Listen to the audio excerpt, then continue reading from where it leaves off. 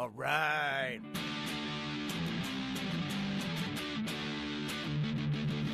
Welcome to Watopian Weekly.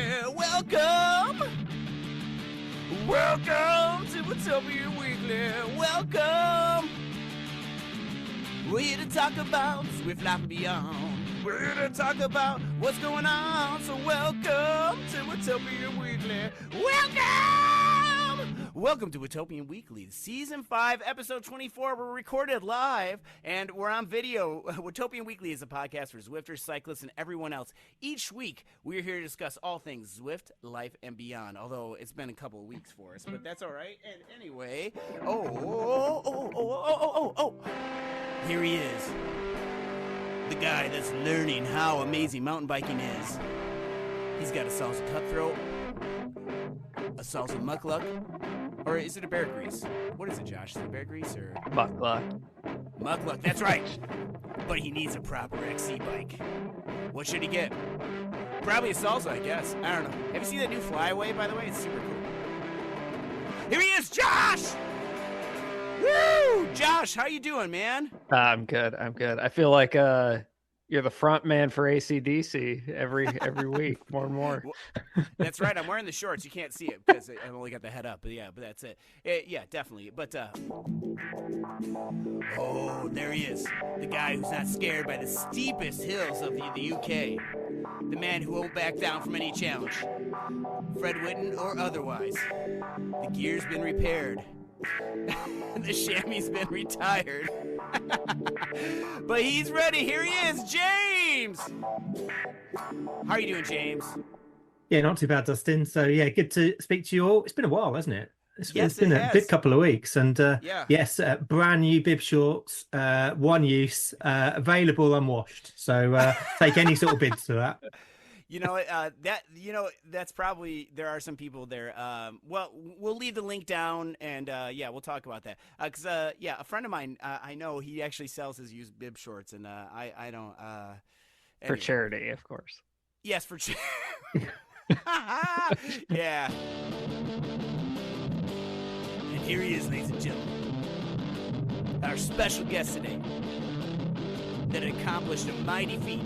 And I'm not just talking about riding hours with James. A Fred Whitton Challenge finisher. Tom, welcome. Thanks for being here. Hey, thanks for having me. It's nice to be here. Yeah. Oh, man. Yeah, go ahead. Feeling recovered compared to James, I think. Oh, James has a really nice bruise too, by the way. That he was bragging about earlier. I think it was in the shape of what was that? It was the whole Pangea or whatever. Oh no, okay, it's just a big bruise.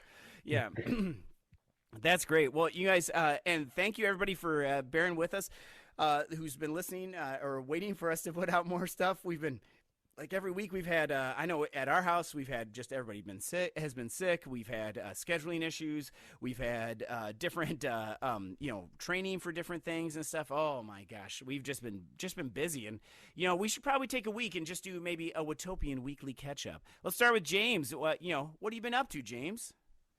Well, I had to log back into my Zwift account because I hadn't used it for so long, which I had to remember the password. So that was a bit of a challenge. And there's been an upgrade. And loads of stuff's happened on it, so we're going to talk about it later. But I was like, what is this? What is this newfangled technology and banners on your record, blah blah? Yeah. So I haven't done much on Zwift, and we obviously had the Fred last weekend, and I did DRS as a warm down on Tuesday. So we'll talk about DRS later, but that wasn't much fun. And that TTR, yeah.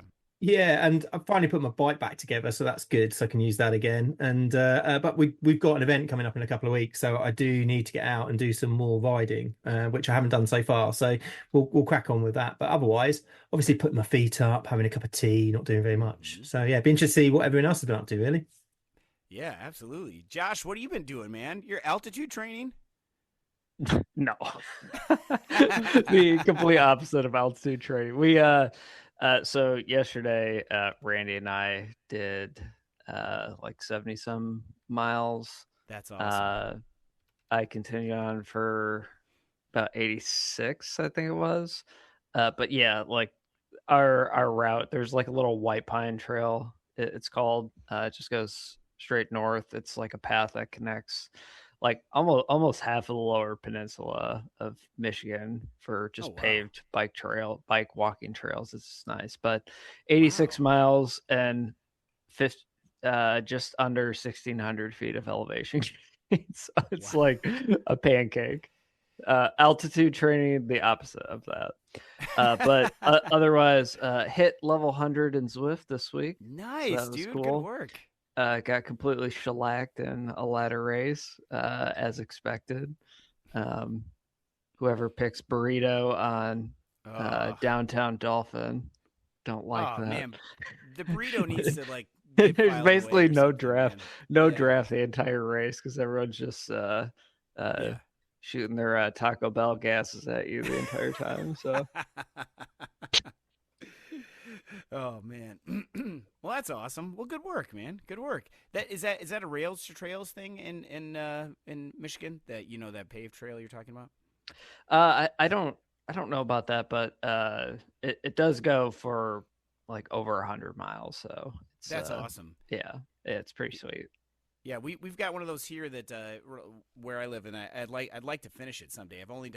I've had some of the most disappointing cycling moments in that on that trail before, but where I thought we were done, and then because it rained on us and everything, and it was completely bonking, and then my friend said, "Oh, we've got 10 more miles," and I was like, "No." Randy and I have continued our tradition of every time we ride together on a ride that's like more than 2 hours long, one of us bongs, like literally.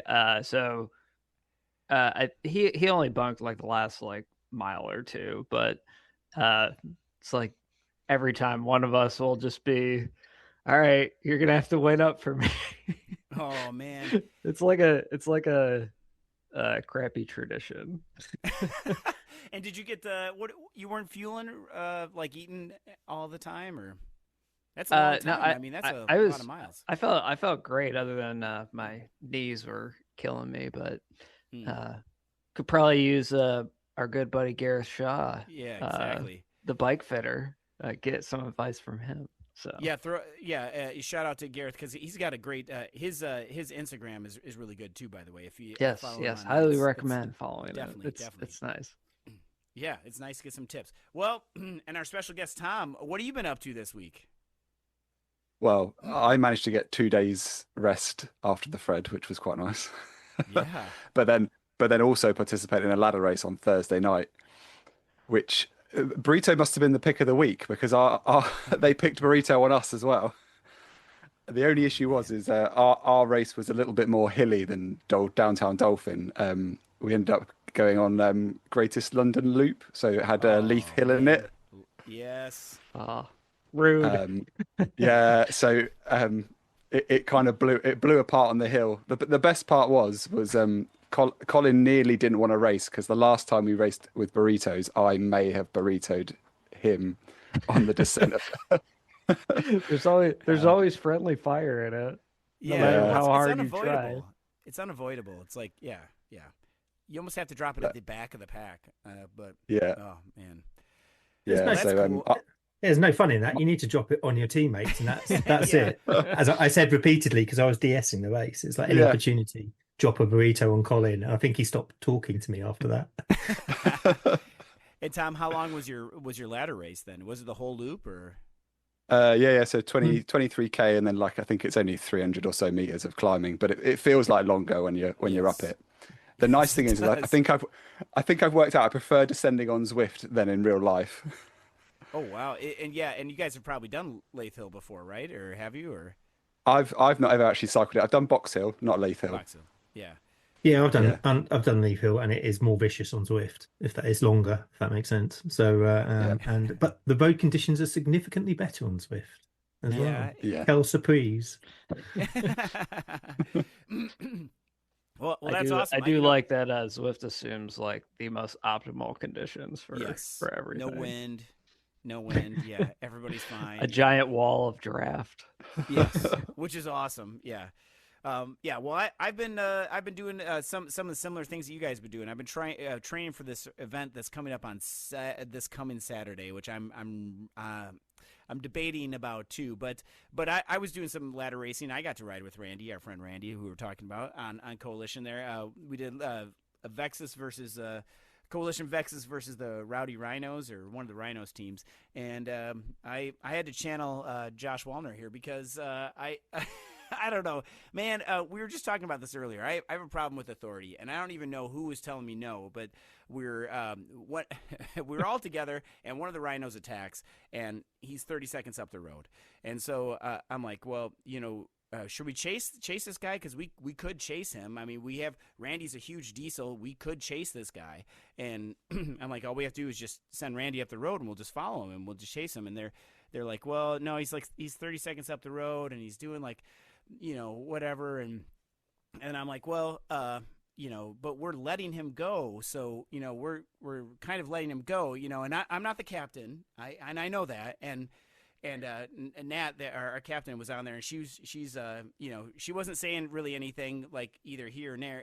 I think she was with me personally, but like everyone else is kind of saying like, it's pretty far. And like, he's doing like, 3.1. I said, well, fine. And I busted out my 105 watt sprint of whatever it was. And I said, well, I'm going. And so I just hammered it, and I chased for a very long time. And I took that, I had that 30 seconds down to 16 seconds. And then I just couldn't close it.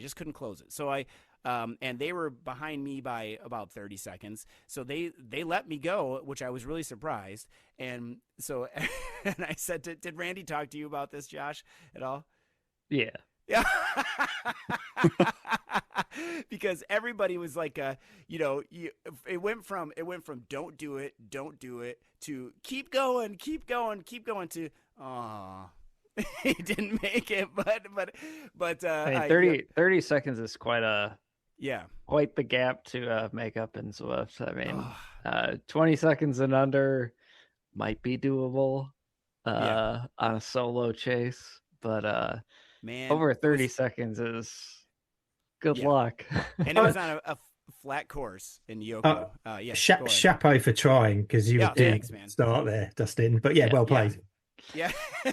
Yeah. I mean, I just had to, and then I ended up getting, let's see, 1, 2, 3, 4. I think I got 7th. So, in the bunch sprint. Oh yeah. So, I'm looking at your results. Yeah. It doesn't tell the whole story about how the epic failure there, but it was fun to do that. And, cause I've been riding outside and I haven't had a chance to really do that. And speaking of riding outside, I did do a bit of a faux pas. So now, we having some indoor shorts that are indoor only. They're very see-throughy, if you know what I mean. So you can kind of see through them. And I was hurrying to get outside, so I'm just grab my stuff. Okay, black jersey. This is my black jersey. These are my black bib shorts. So get them on. I go outside, and then halfway through the ride, I realize that I'm wearing my indoor shorts outside, and the sun is shining, and you can kind of see just everything. Well ventilated. Well ventilated, absolutely. Is I think the phrase you're using for.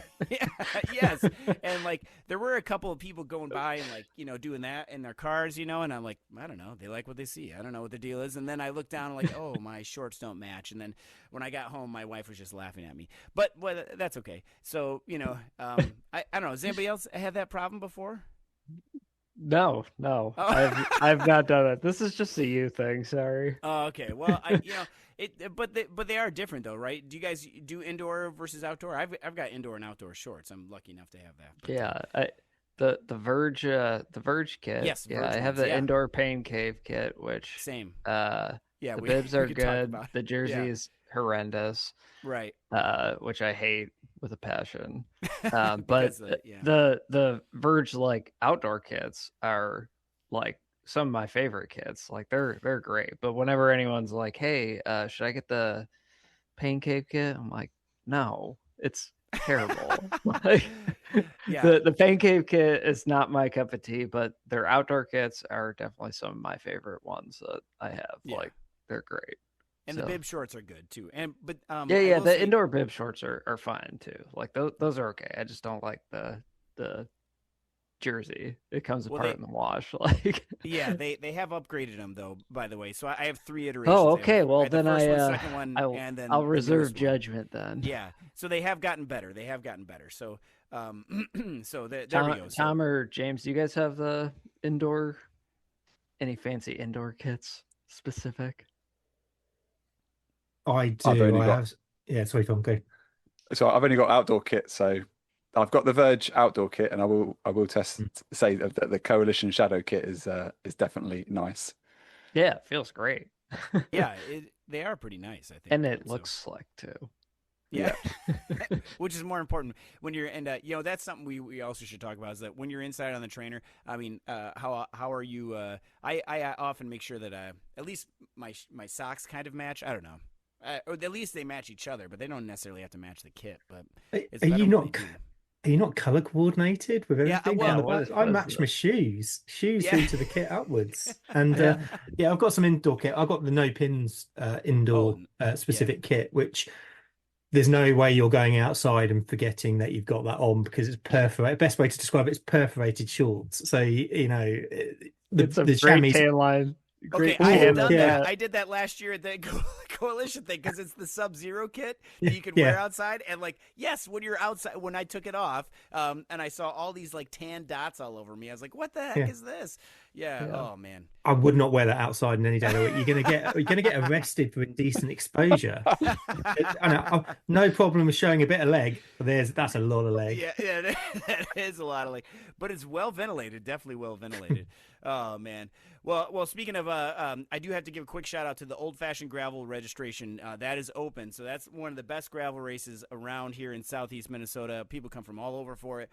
The registration is open and it closes in September. So online registration is open. The race I'm doing is the 60, and it's only got 125 people left, I think. So as of recording now, so. Get in there. It's awesome. I got I think third from last time, so I'm going for fourth next time. All right. So, all right. Well, let's go on to some main talking points here. So now, we were all talking about the levels already. So Josh, you hit level 100. That's awesome. And what came with that besides the new band? That diagonal band. That's what came. And what are the party socks that you get? Oh, I confetti don't know. I'm socks. not there yet. Yeah, the confetti socks. Yeah. Oh, so when you give ride-ons, yes. that's where the confetti goes. Otherwise, nothing. Just a nice pat on the back. Well, I'm definitely jealous of that. Tom, what level are you at right now? Do you know? I think I switched over to 102 yesterday. I think. Ooh, good work. Nice. I don't wear the confetti socks. I only wear the Aero Lightning socks from now whenever I'm riding. The ones with the toilet paper off the back. Yeah. Around the ankles, it looks like that. That's what it looks like. That is what it looks like. It does look funny when people I'll are never look at that the same. Yeah. Oh man, what about you, James? You're over 100. Now. Yeah, I think in the DRS race I went over to 101. Right. But I obviously noticed the band. I thought I had a cone of shame. I'd been red flagged for some sort of infringement. So it was only when I saw some commentary afterwards I actually worked out what it was. I was like, what have I done wrong? What haven't I done from that side? But it's a good point. I don't know what socks I've got on in game actually. I think I've got the confetti ones because I felt they're the ones that best closely color coordinate with my kit. You'll see a trend with some of my in game and real life sort of clothing attire. Oh man, well I'm down. I'm the youngest one here, I guess. I'm down at 95. I haven't done enough riding. But, I know. What a noob. Get rid of him. Get him out. You're cut. You can't. You don't have the diagonal ribbon. So no, not yet. Not yet. Not part of the cool kids club. You're dead to us, Dustin. Dead to us. It's coming. I feel like that's I do also feel like that's you spend way too much time riding indoors. Flag too. Oh, but it's awesome though. I know we've talked about this before, but Watopia is my happy place, and I love being there. So there's especially when I'm almost crying or maybe crying in the wind, in the headwinds around here. Last week, oh my gosh, I was definitely crying in the headwinds, and it was it's horrible. Like I went from doing like 19 on the flats, which is pretty fast for me, to like 12 when I hit the corner, and like, oh my gosh, you're just like doing 12 and like I got to get to this T intersection so I can turn and go that way, oh man. So yes, I've definitely, I do need to ride some more indoors. Absolutely. Which I will probably today because it's raining outside. So, I got to re-grease my free hub, if you know what I mean. So maybe I got to do that. But, cause that's one thing I learned on this. I did a ride yesterday. Sorry, just a sidebar. Cause I'm getting ready for this race, next week. What's your opinion on this? So, May 23rd, it's a Saturday. I'm gonna do the Coulee Crusher here in La Crescent, Minnesota, because it's in my town, so I almost have to do it.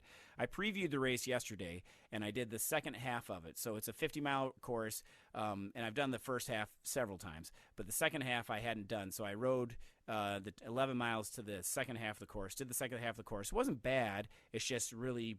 It's long, that's all. And there's only one really, really, really super scary descent on gravel. But other than that, it's fine. But I felt completely tired afterward. And on the 25th, I have to drive 1,000 miles to the other side of the country.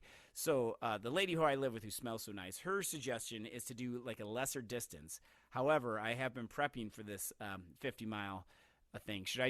So my question to you is, not that should I listen to my lovely wife, because I definitely always do, but should I continue on with the 50, or should I drop it down to the 25, which is kind of... Nah, you do the 50.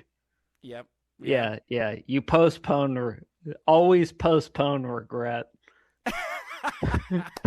Who's in the car with you on the journey? Yep. The whole family's in the car, so someone else. And I assume you're not driving 1,000 miles in one day, because that's no. We're gonna try and feasible. Do Are you sharing the driving?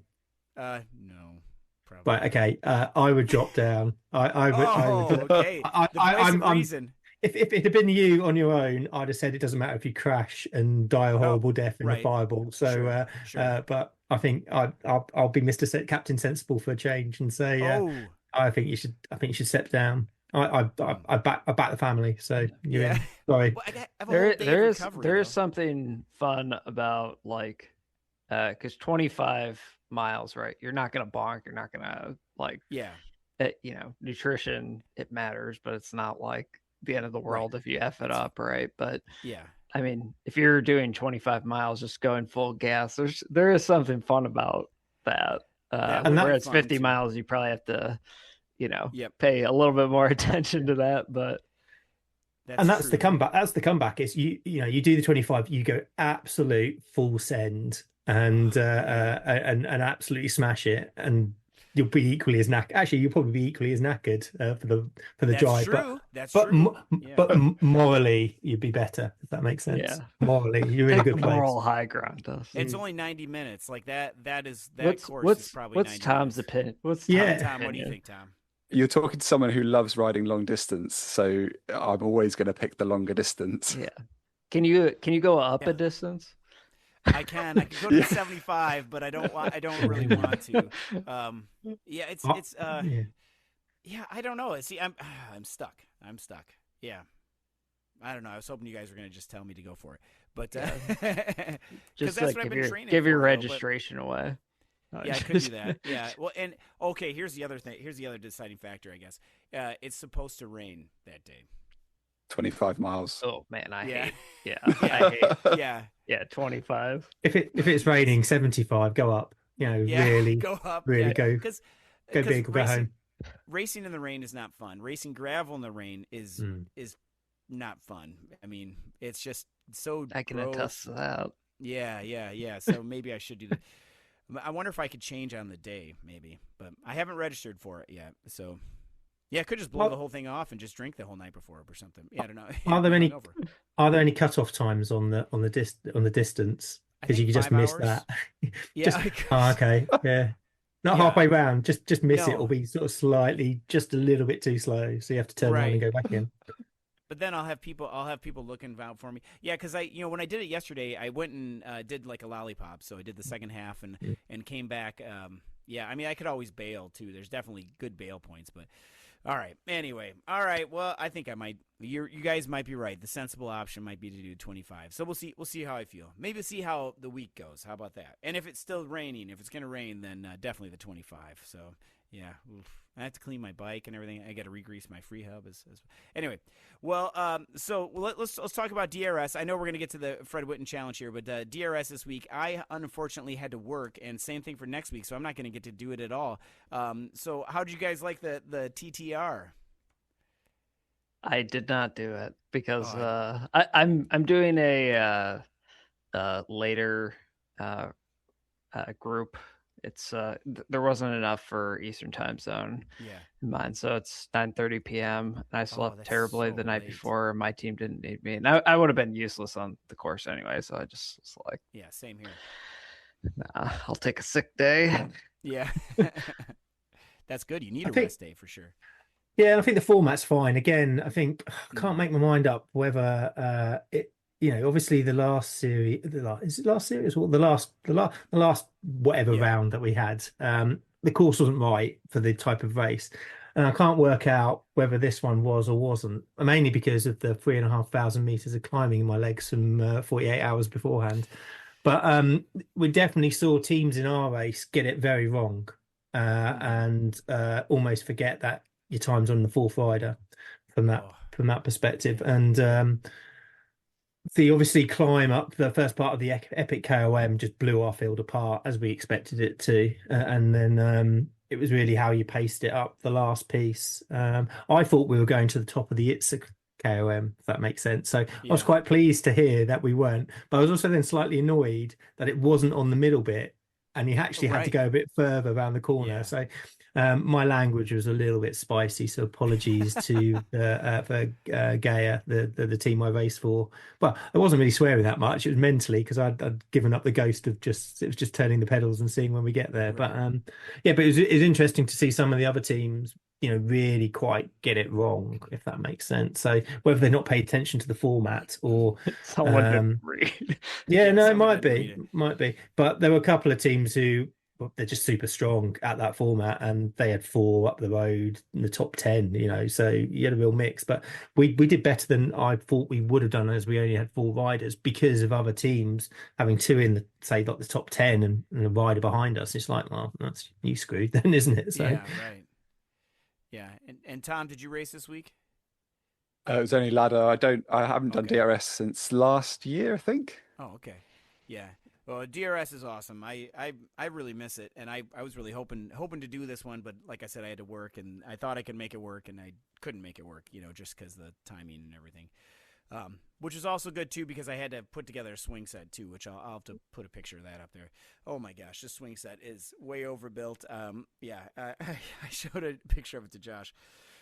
Ridiculous. This thing weighs probably 1,000 pounds. I don't know, but it's a unit.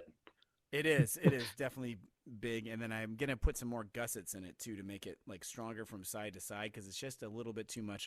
But that's what you get when your friend who's helping you build it is a former shop teacher, and he's like, nope, it's got to be like this, and it's like this thing is not going anywhere.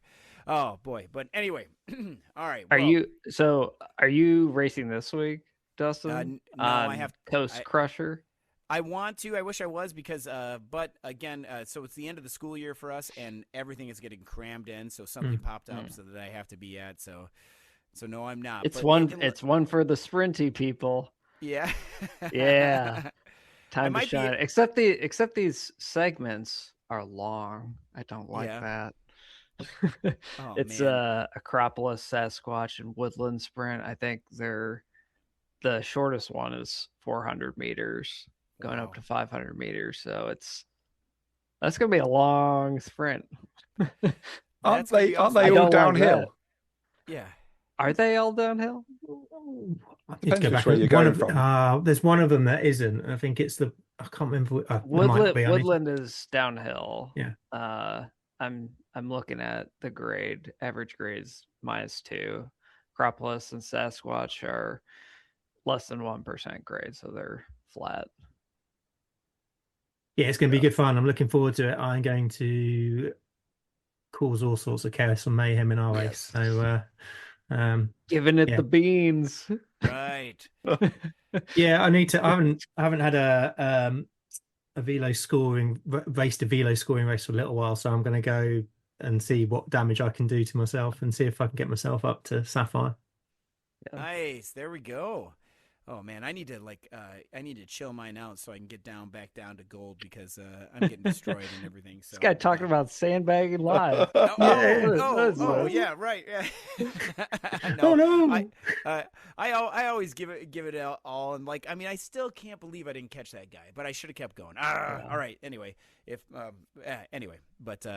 is hilarious. I still can't believe that. Or I wanted to hear what Randy was going to say about it. Also, I wanted to hear it when we were racing the Rhinos.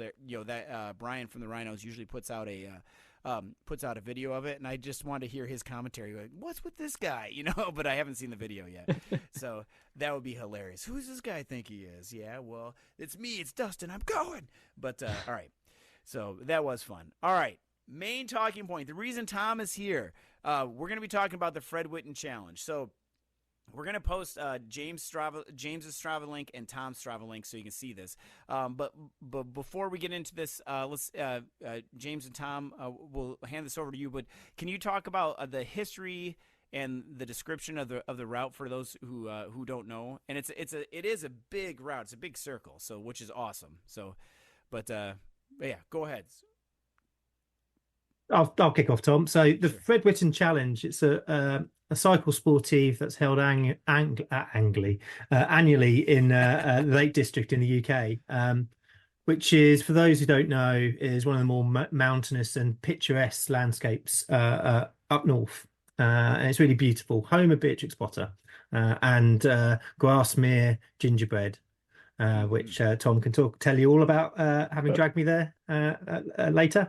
Normally the route covers 112 miles, which is about 180 kilometers.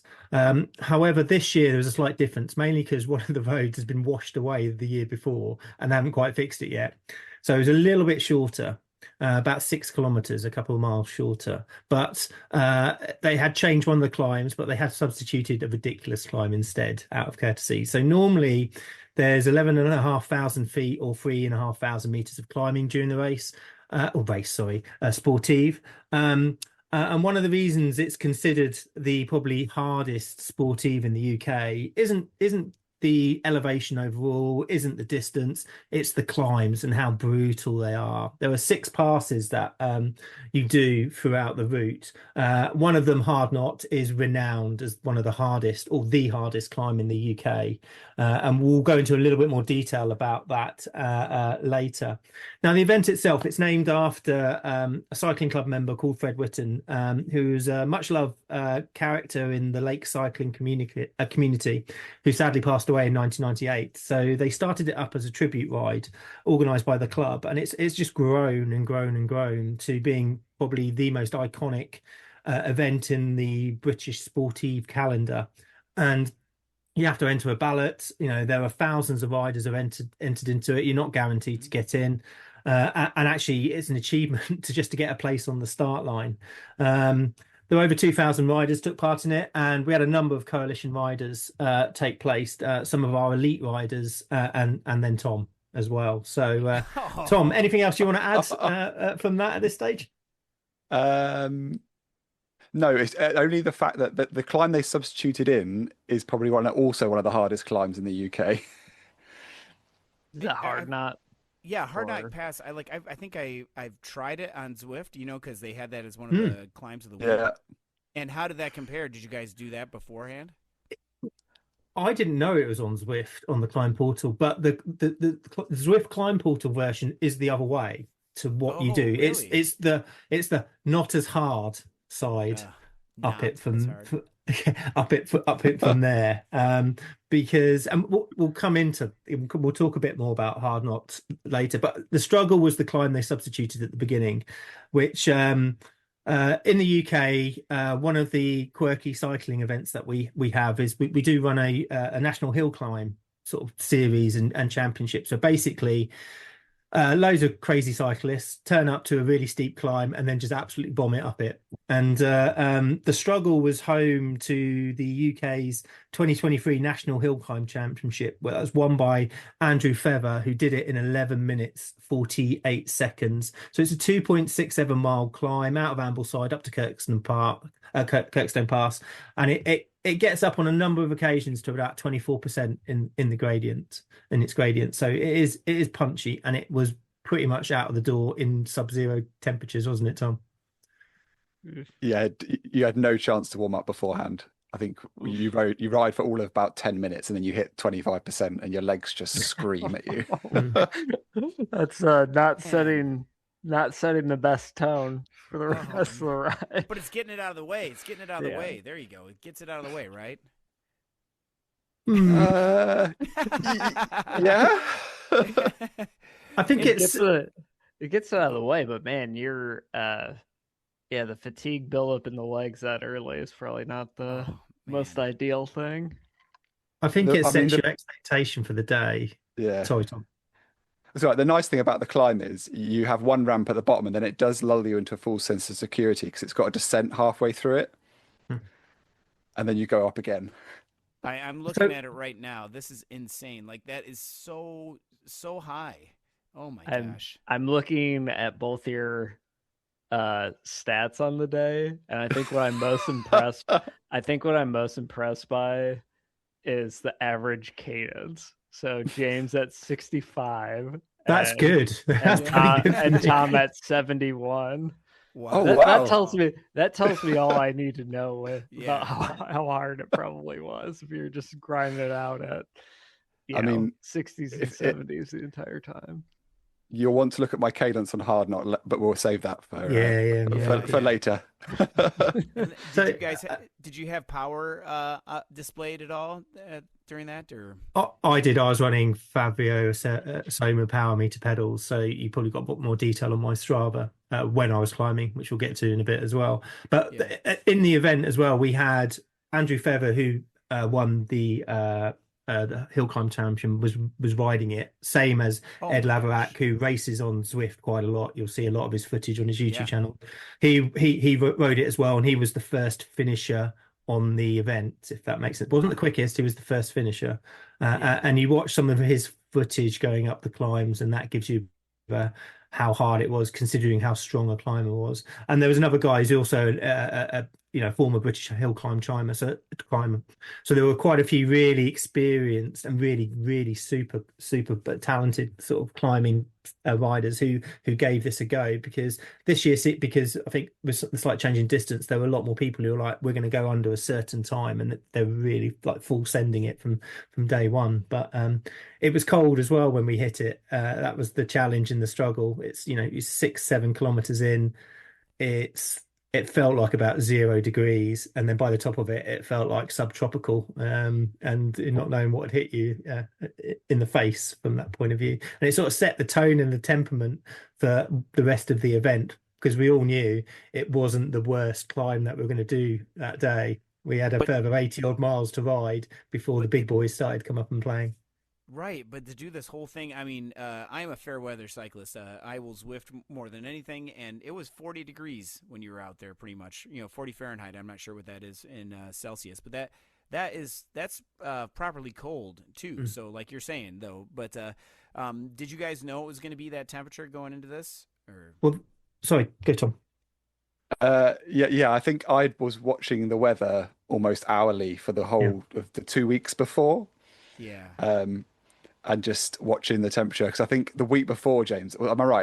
It was gonna rain, I think, on the day, and it was going to be absolutely cold and wet. Whereas actually, the weather turned into, although it was cold, the sun. It looked like it should be a summer's day. I think at the start of the ride, I said to James as we were riding out of the start gate, I was like, "It feels like it should be summer because it looks sunny and the blue skies, but I feel very cold."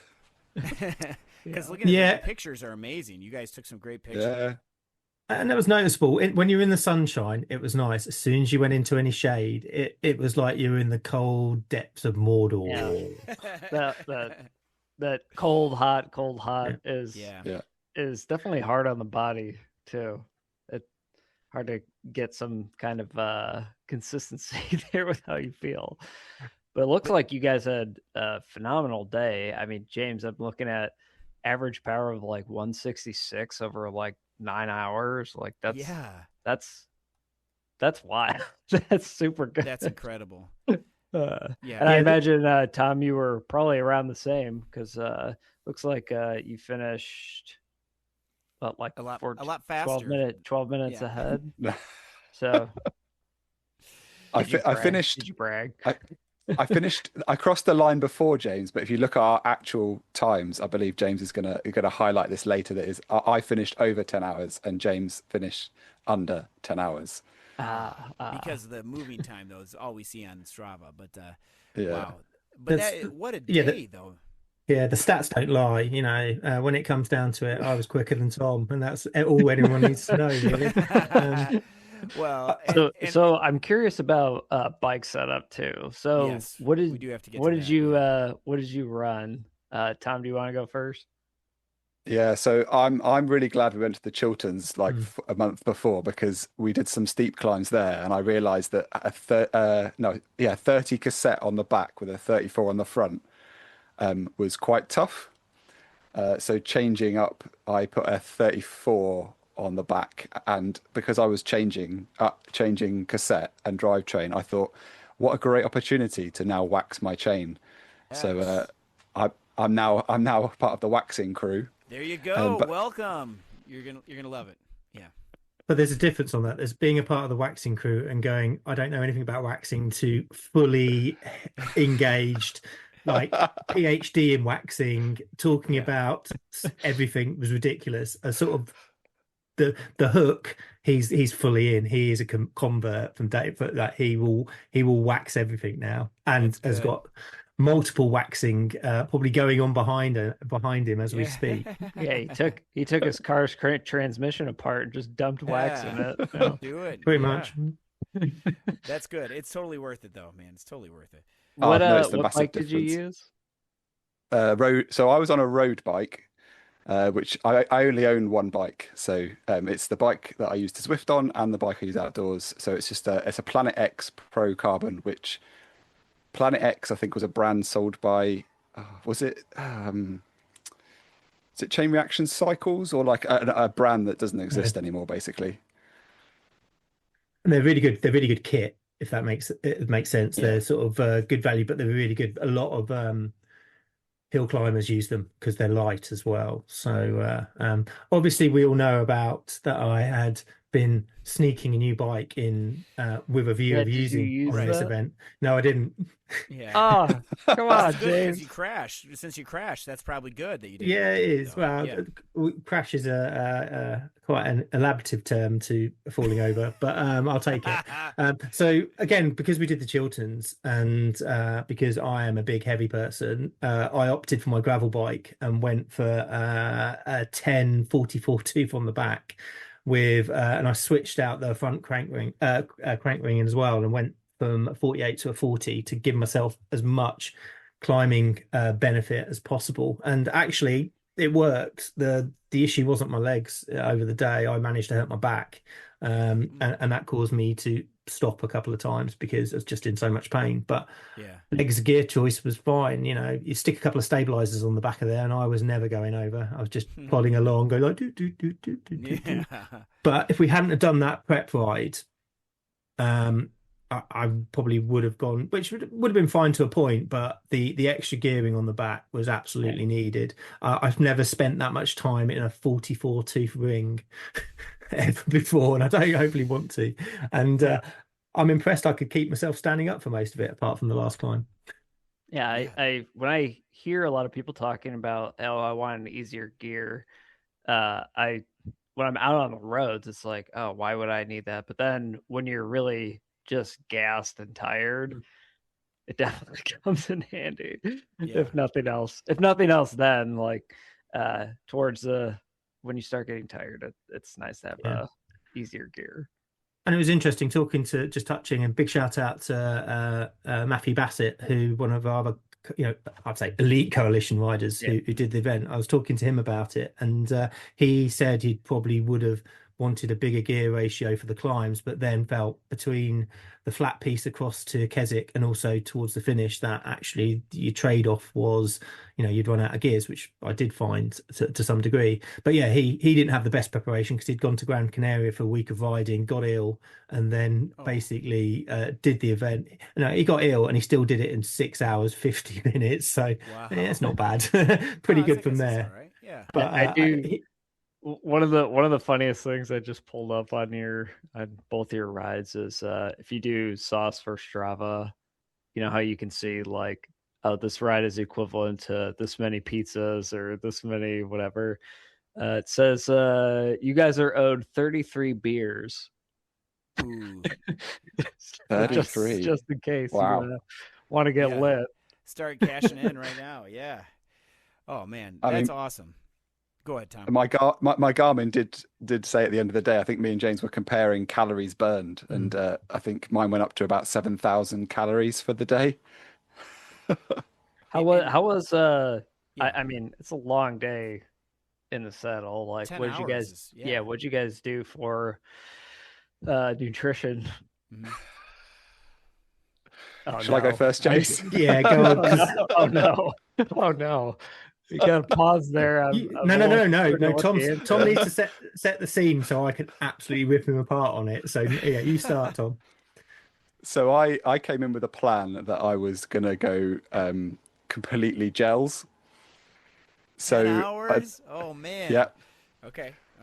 So I on the Chiltern ride, I demonstrated that my gut can tolerate 60 grams an hour. So that's 3 gels every hour. And so I packed 30 gels into various pockets of my jerseys and cargo shorts. So I looked like a dispenser as I rode round. I will say I had no gut issues and no bonking. And I had 1 gel left over, so I didn't quite get to the 30 I was supposed to have taken. Wow. Damn. That's a lot. Well, hey, if it works, it works. Yeah. Like that. I mean, however you consume the carbs, that if it works for you, then bravo. Yeah. I mean, what was in your bottles then? Just electrolyte mix. Okay. Which James will attest to the fact that I'm an incredibly salty sweater, and I think I put in I used the precision hydration tablets, the 1,500 milligram ones.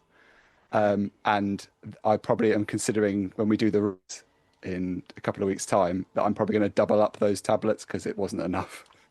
Wow, yeah. Dang. Well, it sounds like you were spot on with everything then. I mean, 1 gel left over is, you basically hit exactly what you needed to, right? And if you didn't have any gut issues, no nothing. I mean, sounds like you couldn't ask for a better day for nutrition. My worry was the days to come afterwards, which actually never manifested because obviously a liquid diet usually means that things may become liquid the other end. That's fair. Right. Yeah, it was really interesting because Tom was definitely not aero at the start of that race with the amount of gels that he had spotted all around his body. Do you have cargo bib shorts? Yeah, we both were running. Both were running, weren't they? Yeah. Oh yeah, so it probably looked like your quads were elite. Quadzilla, yeah. Yeah, that's It's surprising that he bothered actually undoing them. He could have just jabbed them straight into the bloodstream and squirted it in from that side. I had a similar, probably going a bit less. I was aiming at 50 carbs an hour, but I was going for much more spread. Obviously had some gels, had some Haribo, had some specific sports like rice bars that had the carb load into them. But after we got up the struggle, a bit like, was it Tyson said, everyone's got a plan till you're punched in the face. And then I completely lost my appetite. So my challenge was actually trying to eat as we were going around. And when we did the feed stops, I was just eating Jaffa cake. So I probably just about made my carb intake from there, but I managed to drop my electrolyte tablets after only having one of them in my bottles, going down a descent. And by the time I decided I was going to turn around for them, I was about 1 kilometre further down the road. I was like, okay, we're done for that. So I had to borrow one of Tom's pure salt tablets to chuck in my bottles. But I think the difference is really interesting because Tom was much more structured and organized than I was, and also was, I was forcing myself to do it, but also the fluid intake that we're taking. I think Tom was almost 2-to-1 on his water and bottles going in, to the point where I was like, something's going to go horribly wrong here. But I didn't bonk over I didn't have any issues from the fluid or the food intake from that side. Just my core strength is absolutely rubbish. We seem to get around. That is worrying, though, when you can't eat or don't want to eat. That's usually the precursor for me, anyway. Is when I know I'm in a bonk and like you have to force yourself to eat. Oh, I do not like that feeling. But yeah, and it was quite. It was 7:30. What was it? By the time we got about 8:30.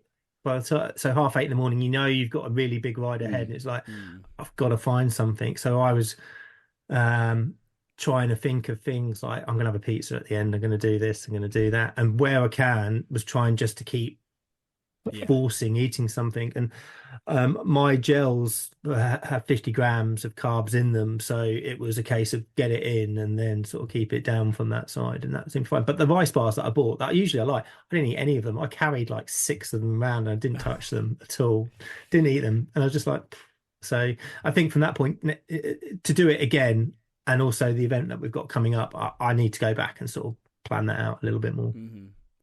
Oh man, well, and then you guys also had to drive to this place too. Like, how long before we get into the next big parts here? How did that affect you? Did you arrive the day earlier, or the day of, or what did you do?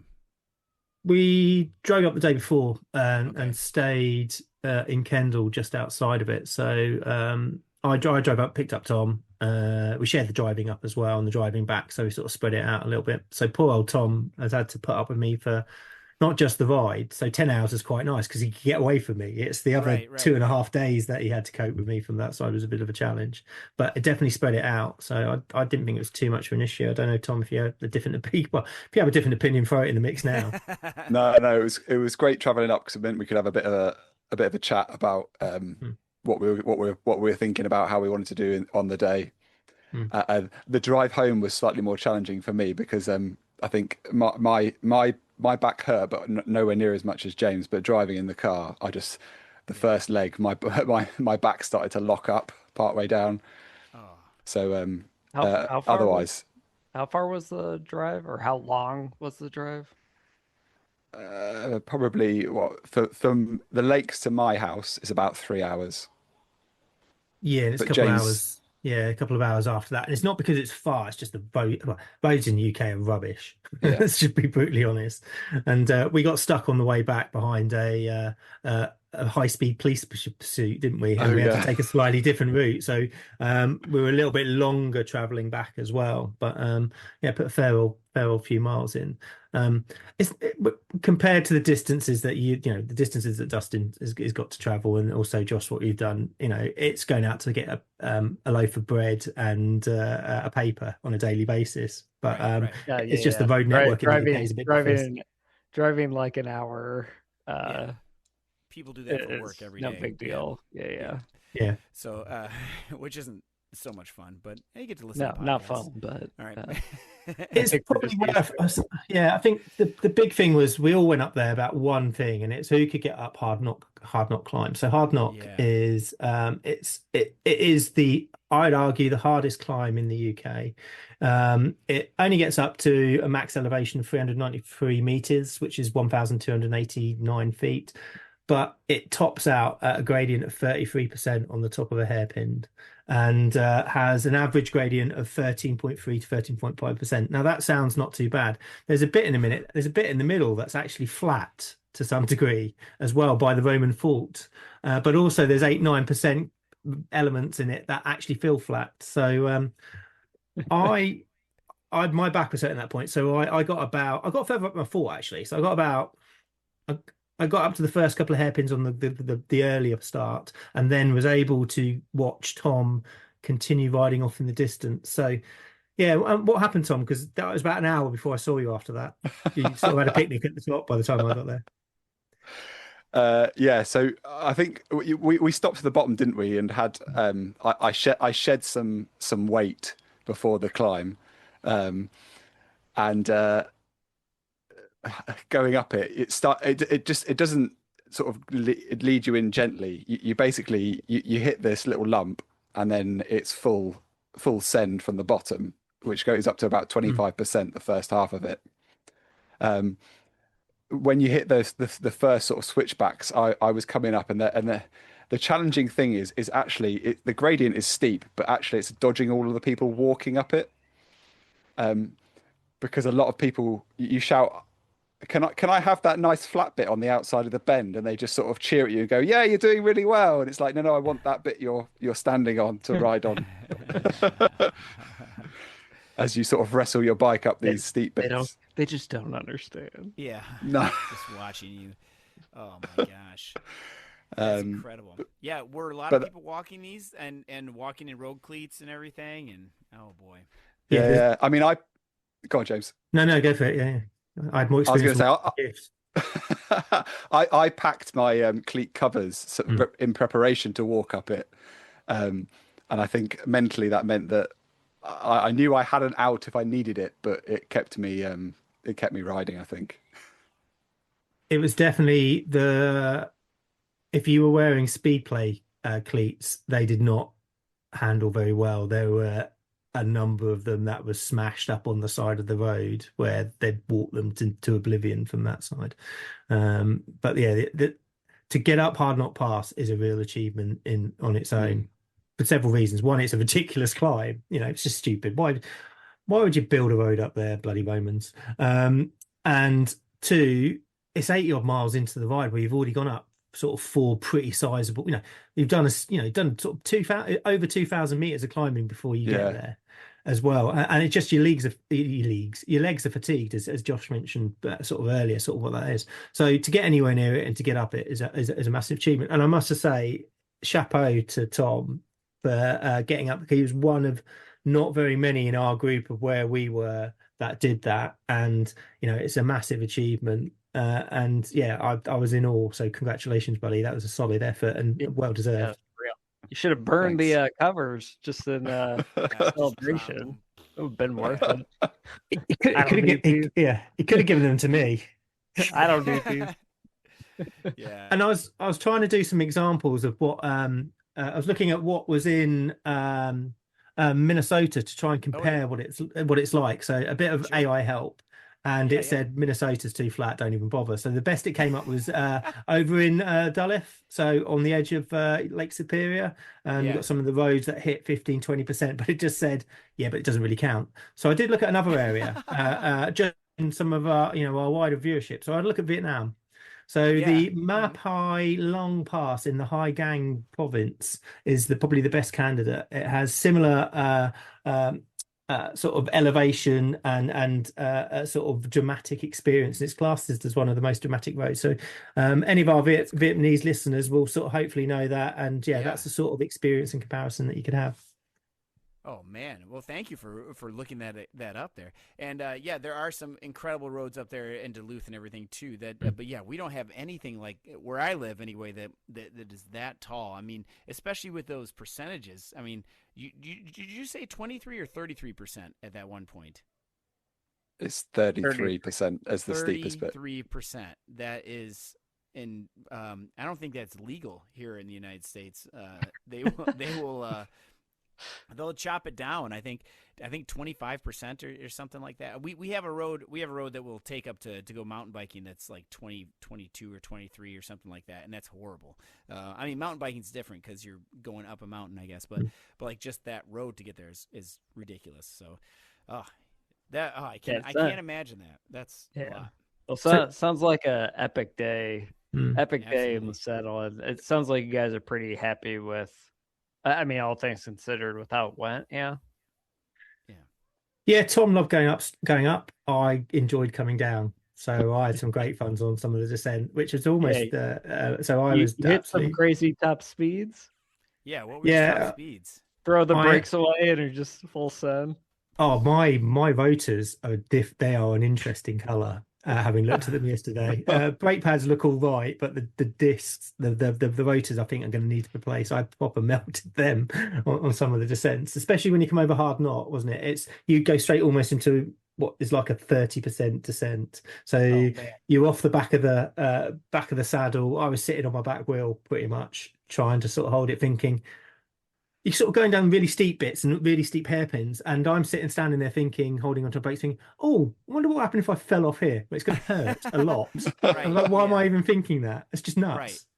Yeah, I've definitely been there before. But then, how about what was your top speed though?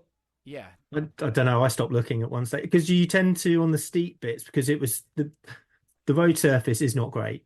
It's quite dangerous and lots of hairpins. And then when you got to a bit that you could open up, you could really go. Now, all the influencers who were sort of talking about the event, and a lot of people, even the organisers, saying you need to take it easy on the descents. And we saw reports of an air ambulance for a rider who came off, and also somebody else crashed as well. So you really needed to be careful. So there was a level of controlled descending, and then basically a couple of times, especially on Coldfell, which I won't mention it to Tom because he didn't really like that. I just went, woohoo, let's go, let's absolutely send it. And I nearly stacked it on a hairpin bend that was at 17% because I couldn't see that it went into dark sort of under cover of trees, and it went back further than it did. So I ended up brushing the edge of the road, thinking maybe you should have took this a bit slower. Yeah. So mental note next time. Bibs after that. Yeah, that's why that's single-use bibs. That's why we're going to offer them to the listenership afterwards. Yeah, it looks like your top speed was both you and Tom are about the same, so about 37.5 miles an hour, so 60 kilometers an hour. Yeah, you could go a lot faster than that, but it's about safety, if that makes sense. Yeah. But hitting a pothole, that could be your day over, you know. Yeah. And, also, so thinking about this, since 1998, this has been going on. There are definitely people that did this on rim brakes. Wow. I mean, we are lucky to have disc brakes now. I assume you both had disc brakes, right? Yeah. So, but did you? And I know didn't want to ride it on a fixie, right? the hill climbers, they some of them will still do rim brakes because they're lighter. Yeah. Did you see anybody on those at all? Did you happen to notice? There probably were people, but I never saw. I didn't notice. I was too busy thinking about trying to get around, I think. Yeah, try not to fall off. It would have helped if we hadn't started as the last people at the race. So pretty much the 2,000 riders were all ahead of us. So mental note: if anyone's doing the Fred Whitton again, don't leave at the last minute. Try and get out between 6 and half 6. Because it makes that first cut-off point a little bit easier to get to, rather than having to absolutely hoon it down the Newlands Pass descent to get there in time. How do they do that for the safety? For the cutoff points, every point had a cutoff, or like every climb had a cutoff, or the descent, or how was that set up? Because you guys almost missed one, right? Yeah, there were two cutoffs. So there's the one at like 50 miles in, which was 11:30. Which, when you think about distance wise, so we set off with we got through the gate with 5 minutes to spare at the start. So that was about 7:30. So 3 hours to do 50 miles is not terrible. Well, that's fast, though. That's pretty fast. Yeah. That's pretty fast. 3 hours for 50. Yeah, I would say. But anyway, keep going. But yeah, so we I think the whole first half of the ride we were both chomping at the bit, because we were sort of like saying it's going to be tight, it's going to be tight, it's going to be tight. And I think James will say I was fluctuating between saying we're going to make it and then thinking we're not going to make it. And in the end, I think we got through. Go on, James. Yeah, it was a nightmare. It'd be like, yeah, we're okay. We've got loads of time. Then it's like, we're not going to make it. And I was like, seriously, make your mind up. Because that part of me, I was just like, we're either going to make it or we're not. But actually, App to App, I think there's a road section on the A66, which it's not the nicest experience, but we absolutely flew down there. I was spinning out. We're trying to sort of really push the tempo on that. And then the final climb, we flew down that a little bit, didn't we, Tom? Yeah. And then as you come into the sort of the time check where the cutoff is, there was a load of traffic because the lanes are so narrow that that two cars had got into like a Mexican standoff and didn't want to back down from each other. So we kind of had to Of course. negotiate our way through some conflict before entering the town and being shouted, "You've got 30 seconds to get past the line," as we sprint over a humpback bridge and get some air. Oh my god! Yeah, it was sprinting for a very picturesque sort of village town in the Lake District, trying to go full gas to try to make this time cut. It's ridiculous when you look back at it, but we did it, which was really good. And again, credit to Tom for keeping me honest and keeping us going. And then after that, we were ahead of the game. The next checkpoint, we had over an hour, and I was quite happily lying in the sunshine eating my Jaffa cakes. And then sort of Tom said we got the 3 biggest climbs to do next. I was like, yeah, great. Cheers, buddy. I'm quite happy here. And what happens if you don't hit the time check? Do they just say, "All right, you're done," and you just got to find your way home? Or they cut your number off. They cut your number off and send you home on a short. I think they send you on the is it a shorter route, James? I think they call it Lion and the Lamb or something. Okay. Yeah, there's a big thing about a lady who did it, and they cut a number off, and she went on and completed the route and did it did it well, but because they hadn't made that time cut, because they closed some of the roads off, and they can only close them for a certain period of time, so they made the assumption, they make the decision that if you're not going to get here, you're not going to get there by that point, they close it down. As I said, I think if you're thinking of doing it, don't put that much pressure on yourself, because the first 50 miles there was always that nagging doubt, so you weren't taking in the views, you were sort of constantly saying we might not make this, and we've gone all that way. And while any excuse to spend an entire afternoon in the pub I'll normally take up, I didn't feel having to come back and talk to you, Dustin, or you, Josh, and say, we didn't make the time cut, yay. So we sort of were a bit committed. Yeah, well, I'm glad you guys both made it. And then let's talk real quick about the recovery. What was the first thing you did when you got off the bike after you got all cleaned up and everything? Did you go straight to the pub, or what'd you do? We had a beer. Well, I think it was a non-alcoholic beer. Yeah, we got an Erdinger non-alcoholic beer, didn't we? Yeah, so one of our ladder captain works with Erdinger, and they were sponsoring it. So we got to see one of a colleague that he worked with, and who are very kindly sponsoring us to do the event we're doing in a couple of weeks, and had a non-alcoholic beer. I was desperate for a proper pint, absolutely desperate. But because we were so late back, and again, probably me faffing around, they shut the bar at the event, hadn't they? Oh. So we had our pie and beans, sort of chatted to a couple of people, and then headed back to where we were staying. So, and just passed out from just exhaustion, I would guess. Yeah. Oh, well, it was a bit unsure, wasn't it? Because you'd expect after that much calorie burn that you'd want to eat anything. And again, I think both of us got back. I don't really want any food. I still wanted a pint, so that was my focus, and ended up going to the off license and buying some beers. So it shows I needed to rehydrate through the power of alcohol. Right.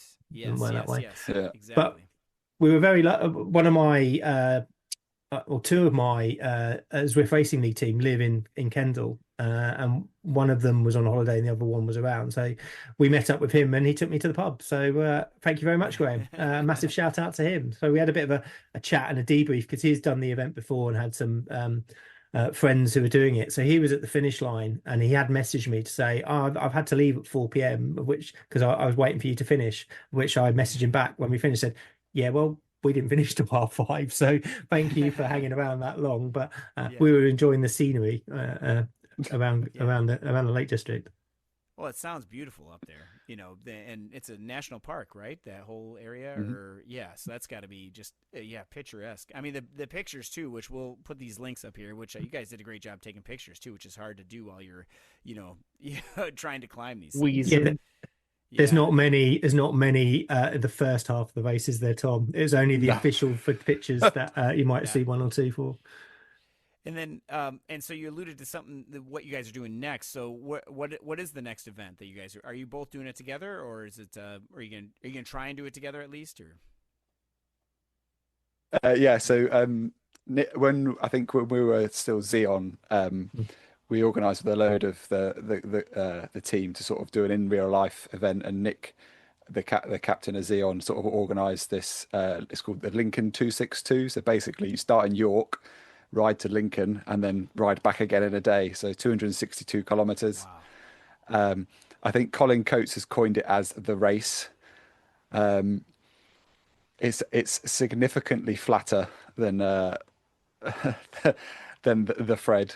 Yeah. I don't actually. I'm looking this up. Yeah. So it goes Lincoln to York, you said, or Yeah. York to Lincoln. York to Lincoln and back again. Yeah. And So back in. 265 kilometers elevation, 991 meters. Yeah. And most of that's in Lincoln. Yeah, that is a pancake compared to that. So yeah, So I it's think it's a race, isn't it, Tom? yeah, I think me and James have made a slight plan, given Colin's want for it to be a race. That considering our raw watts may be slightly higher than the rest of our teams, that we may be able to slightly punish them on the course that perhaps suit our riding style, shall we say? Yeah. And, Got 130 kilometers to make enough of a gap to be caught on the hill is my approach. and we finally get to see James's new bike. We'll get out in the wild. That'll be nice. Yeah. Yeah, I need to wash it. It got a blooding in the Chilterns. However, it's being aero optimized as we speak. So I think the event's going to be good fun. I think one of the things I want to do is start it like a Zwift race. I think we should all go absolutely full gas for the first 5 minutes. Yeah.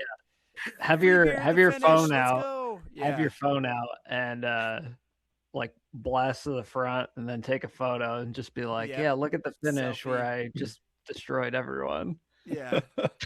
Yeah. So you always got to get to the front for the we've got. I think there's 8 of us doing it. A mixture of the 2 ladder teams sort of coming on. So it's going to be a great opportunity for a number of the coalition riders of quite a few we haven't met. So it's going to be good fun. We've got obviously Colin coming over for Texas. We've got Steve coming over from Antwerp in Belgium. And then as those 2 said they were going, it sort of felt a bit hard to say, I can't be bothered to go up the country and do a ride. So Tom gets to see me. Tom's going to spend more time with me over the weekends this month than I have done with my family. That's how much how close we've got. Well, that's great. And look, Zwift brought us all together. That's fantastic. This is so cool.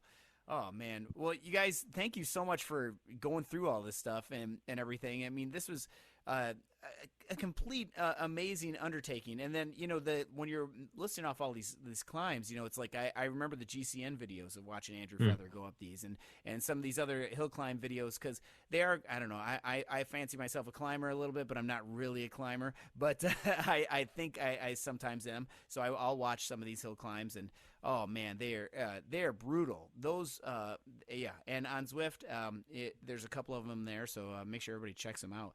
I'm not sure when the climb portals when they'll come back around, but that's too bad we don't get to do the hard knot pass the other way, I guess. But do we know if you come from Watopia, is it different than France, or I don't know?